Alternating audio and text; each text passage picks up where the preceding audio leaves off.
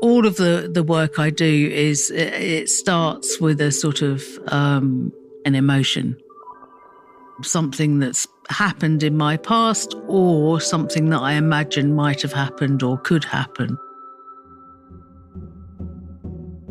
There's a moment of transformation that happens when an artist takes a material and turns it into art.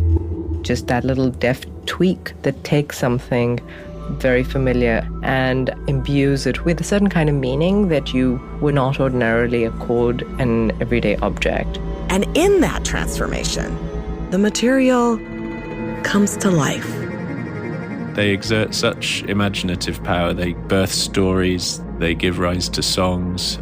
And the stories they birth, the lives they live, are never simple.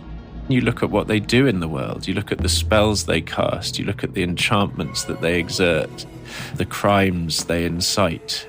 They degrade, they warp, they break. I saw this sculpture broken all over the floor, and it was devastating.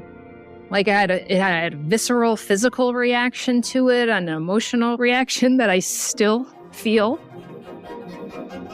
From the Metropolitan Museum of Art, this is Immaterial.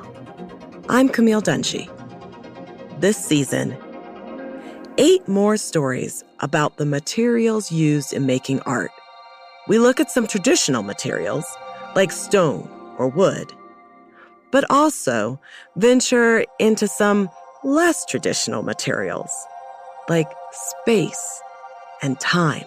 We'll see how the materials themselves illuminate the inner lives of these artworks and the ideas and feelings of the artist. The story goes that a child hugged my sculpture. And I just thought, oh, that's like the best security report ever, is to like have somebody hug your artwork. When you start to look very closely at an object and spend a lot of time on it, and you see tool marks and fingerprints and clay and things like that, like you really do feel a connection. We are talking about whether the artwork goes into the collection to live or to die. And to choose either life or death seems very extreme. Season 2 of Immaterial drops June 4th. Subscribe wherever you find podcasts.